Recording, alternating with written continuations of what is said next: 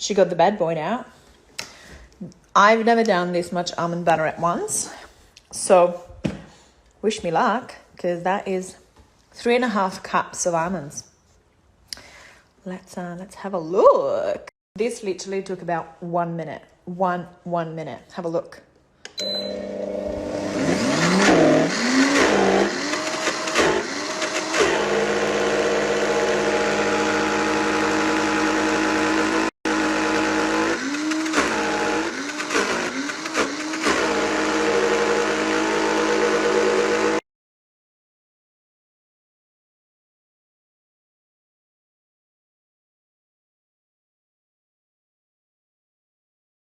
Like, check this out.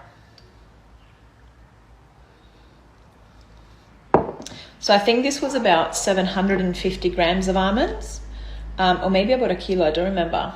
But they're about $14, and you have like this much, This is 500 ml for a jar. So imagine a savings in buying almond butter that cost about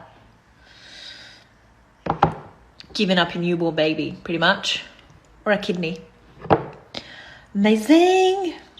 I just had like half a teaspoon of Himalayan salt to the symphony.